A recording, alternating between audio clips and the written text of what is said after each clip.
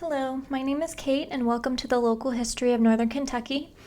In honor of Veterans Day, we're going to reflect on the stories and experiences from some of our Northern Kentucky veterans, featuring photos from our Faces and Places database. And this first photo that we have here from Faces and Places was donated by Debbie Young, and this was taken around 1918 during World War I, showing a group of soldiers in France eating in an outdoor tent. And this picture was taken on the island of St. Marguerite, where there was a large fort. And this picture is of Mrs. Margaret Malapelli, and she was the mother of John Malapelli, who was tragically Northern Kentucky's first Vietnam War casualty in 1965. And the picture of John Malapelli on the right comes from a Cincinnati Enquirer article. And the soldier from Burlington fell under a Viet Cong attack in South Vietnam, and he was only 18 years old. And as an Enquirer article noted, it was only a few years ago that he was spending his summers fishing for perch and catfish in Gunpowder Creek. His burial took place at Burlington Cemetery, a quarter of a mile from his parents' home. There were 6 soldier pallbearers who carried the coffin into the White Baptist Church where Private Malapelli was baptized, and over 250 people joined together to mourn the loss of the soldier. During the funeral, 3 rounds from M14 rifles were fired in salute to Private Malapelli, and a bugle played taps. Military pallbearers lifted the flag from the casket and folded it, and Sergeant Charles Smith, who escorted Malapelli's body from the Oakland, California Army Terminal to Burlington, presented the flag to his mother. And John Malapelli had enlisted in the Army a couple of years prior in 1963 after dropping out of Boone County High School. And while he was at Fort Knox, he did earn a high school certificate, and also while there, he sent a letter home to his brothers and sister and urged them to stay in school and get their diplomas. And Mr. and Mrs. Malapelli received the Silver Star and Purple Heart on behalf of their son, and the Silver Star was given in recognition of Malapelli's conspicuous gallantry. And this is Private First Class William Zala, who was featured in the Kentucky Post in April 1964 as Soldier of the Month, and this is one of several photos that we have from this series that the Kentucky Post did. And here's a photo from July 8th, 1965, and this shows friends and relatives carrying the casket of Marine Frank Adamson of Dayton, who was killed in South Vietnam. The man wearing the military cap in the rear is his uncle, Tom Mueller. And Frank Adamson was helping to prepare a new Marine position on the north coast of South Vietnam when a mine explosion occurred. And after he trained on the west coast, he was sent to Hawaii and then to Okinawa before arriving in South Vietnam in April of 1965. With the 3rd Battalion, 4th Marine Division.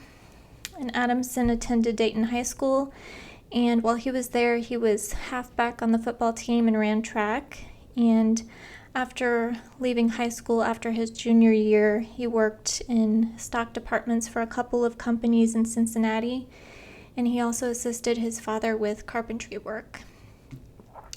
He sent letters home and enclosed emblems of the Vietnam Marine Corps to be used in a scrapbook. And for morale reasons, he had asked his family to name his M14 rifle, and they named it Faith. In some of his letters, Frank would talk about the intense heat in Vietnam, and he would suggest that relatives send him homemade candy, cookies, and pre-sweetened Kool-Aid. And his sister Annette, who was 16 at the time, said that Frank had often said that as a boy he felt someone somewhere had been fighting in other wars on his behalf, and once he was 17 he believed it was his turn to do something for others and for his country. And here we have a picture of second graders from Grandview Elementary School. waving to the camera, and they were waving to John Cruz, who was their soldier in Vietnam, and they were writing letters to him. And the teacher who's standing in the back is Kay Sent, and the soldier had a brother who was in this class, and this was from March 29th, 1969. And this is Mrs. Emma Mueller, and she's holding up a telegram and photo of her son Carl Mueller. And the soldier from Lookout Heights died during a Viet Cong attack, and he was a 1963 graduate of Dixie Heights High School and had been serving with the 5th Battalion, 7th Air Cavalry Division in Vietnam. And his father had died several years before in 1959. So Carl was Emma Mueller's only child. And the family is buried together at Spring Grove Cemetery in Cincinnati. And these photos come from the unveiling ceremony of the Vietnam Veterans Memorial in Covington, and veterans and their families gathered in Lincoln Field to dedicate the plaque bearing the names of 30 Covington residents who died while serving in Vietnam, and a flag was presented by the Holmes Marine ROTC Honor Guard during ceremonies for the dedication, and this took place in August 1989. These photographs of Harrison Herms were also taken in 1989 when Herms was 90 years old, and he was often referred to as Mr. VFW or Mr. Patriotism, and was a resident of Dayton, Kentucky, and an Army veteran of World War I. And he served in the 26th Yankee Division during the war. And in the picture on the right are his medals. He received a Purple Heart from being wounded by shrapnel in 1918 in France, a Silver Star for silencing enemy machine guns, and a Victory Medal for serving in 5 battles. And when being interviewed, some of the stories that he told were victorious war stories, and others expressed more of the struggles and emotional hardships of war, such as losing a close friend in the war that he'd gone to school with. And Harrison Herms helped organize many VFW posts in the area, and he was also a former state VFW commander and was the caretaker of the Dayton's Veterans Memorial for over 30 years, and he would always make sure that the American flag flew 24 hours a day, that the lights were all functioning, and that any litter was picked up. And Herms had attended every single Memorial Day parade in Dayton, and although he had recently recovered from pneumonia and a heart attack, he still attended the 60th annual parade in Dayton in 1989, and he played an important part raising the flag during the parade. And in the past, he'd also served as a Grand Marshal for the parade 3 times. And one year, when he was in his late 70s, he rode a horse to lead the marchers through the entire parade route. And other times, he would lead parades as a drum major. He was quoted as saying, "I enjoy our local parades, and I think it makes people think about the sacrifices a lot of those boys made, and my heart goes out to the families of those boys." And this is a picture of Paul Gibbons, who was a veteran of World War II, and it was taken during a 1992 reunion. He was part of a group of 15 friends, and they decided if one of them had to go to the war, they would all go.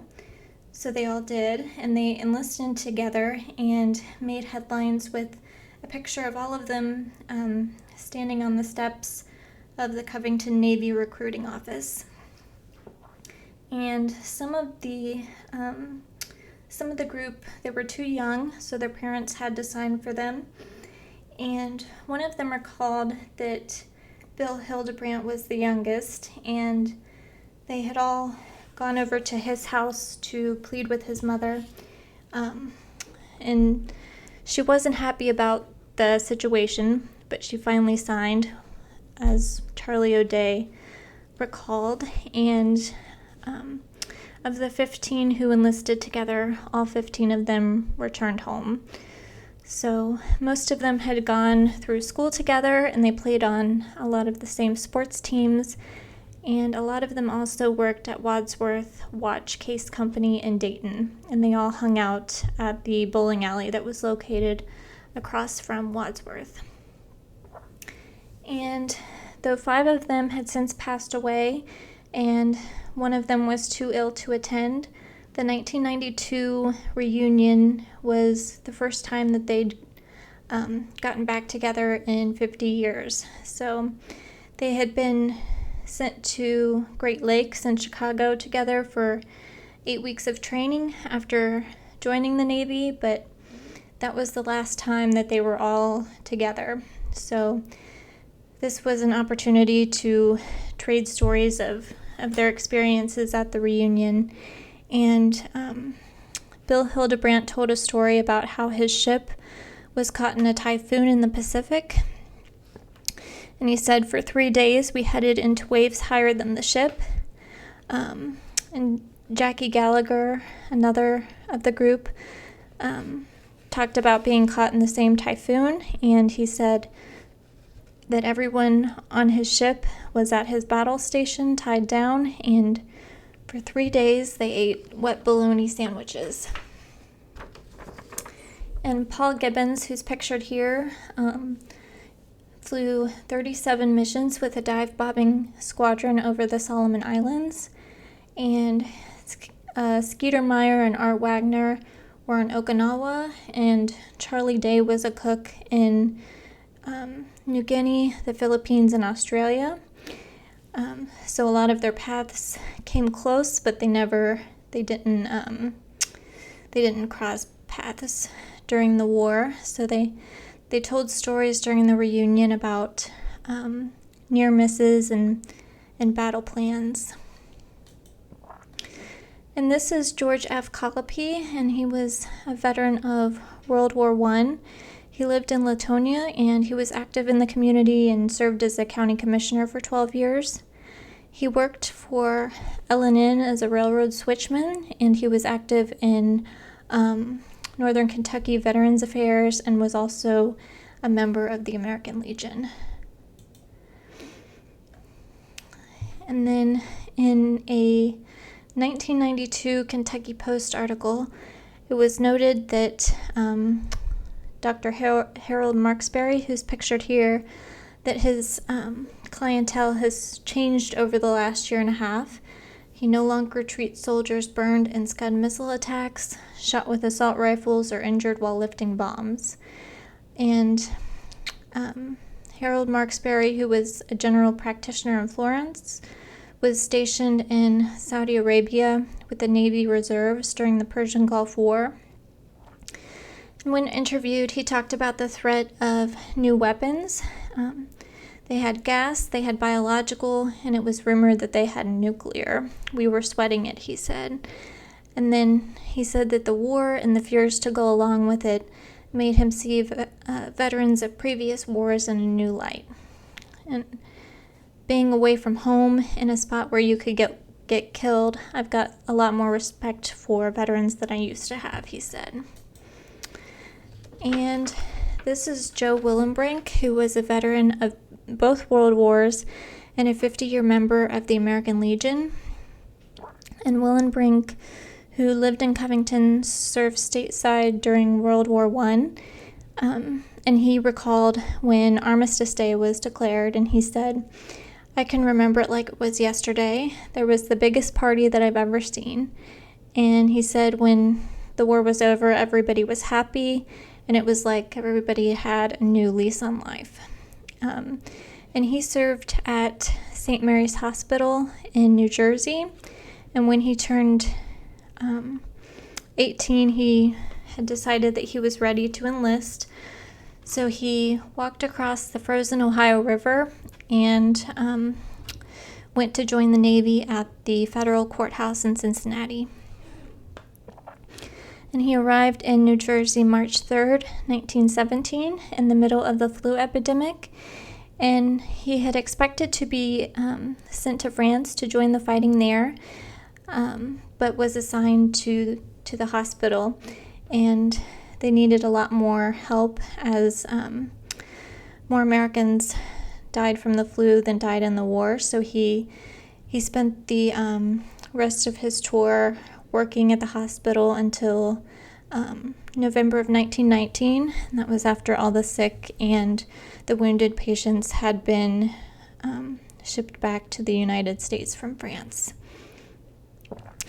And he served in a railroad battalion in World War II. He was active in numerous veterans organizations and was also a past commander of the Kenton County Barracks of World War I vets.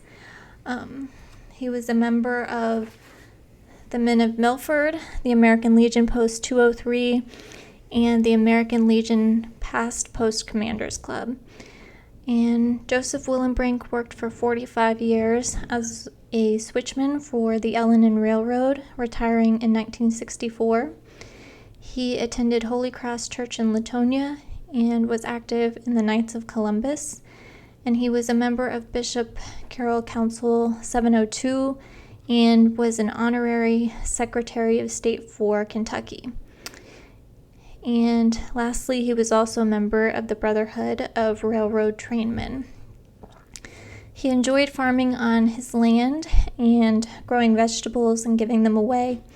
And he loved to tell stories about the earlier days of Kenton County and how he watched the first pavement or blacktop being put in some areas, as his son remembered.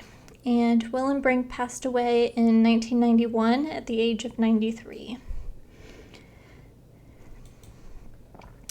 And this is Thomas Regan of Florence, who was a Navy veteran of World War II and a past commander of the Hurry Barry Smith VFW post in Covington. And he was saluting during the playing of taps as part of a Veterans Day program in 1988. And in this picture on the left, Bobby Herring and Kenny Brigelt put reading material into care packages for soldiers in the Persian Gulf, and more than 100 classmates from Woodland Middle School packed boxes full of snacks, hand lotion, soap, Christmas cards, razors, paper, and pens as part of a project they did for a social studies class. And this is Cindy Hamilton, who was the owner of the Stop and Tell restaurant in Falmouth. And she's pictured here in 1991 with flags and pictures for Pendleton County soldiers serving during Operation Desert Storm. And the restaurant had become a place for patrons and residents to come in and reflect. And the restaurant had red, white, and blue flags hanging there on the walls, and attached to each were an orange bow and yellow streamer. And each streamer contained the names of the 34 men and one woman from Pendleton County who were serving. And pictures of the service members were also being added to the walls, and the restaurant was raising money to send gifts to troops. And Cindy Hamilton said, "I just want to help our service people and show the community that I want to be a part of it." And in this 1993 photo, Bob and Jeannie Case look at the Veterans Memorial in Dayton. And 6 years prior, Bob Case, who was a Vietnam veteran, saw the moving wall, which was the mobile version of the Vietnam Memorial Wall that was a replica of the original in Washington, D.C. And he saw it on display in Cincinnati and was very moved by the experience, so he wanted to bring it to Northern Kentucky for veterans and their families here. So they spent a couple of years raising money, and then The moving wall arrived at the Newport High School football stadium in June of 1993, where 148 aluminum panels were unloaded and assembled. And the exhibit began with a helicopter flyover and a candlelight ceremony. And the wall was kept open day and night for people to come pay their respects, trace names on the wall, or leave mementos such as poems and letters. And during closing ceremonies, members of a Kentucky National Guard unit retired the American flag that flew during the exhibit. And pictured here are members of the Claremont County, Ohio chapter of the Vietnam Veterans of America during the closing ceremonies for the wall.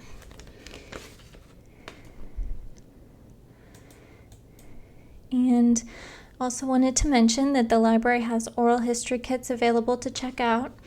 A digital voice recorder, microphone, and instructions are included with the kit. So if you are a veteran, or if you know a veteran who would like to capture their military experience and stories, we encourage you to check one out and participate in the Veterans History Project. And you can also view previous veterans interviews on the genealogy section of our website or in our Kenton Library YouTube channel. And thank you for watching, and if you have any questions, please stop by the Local History and Genealogy Department.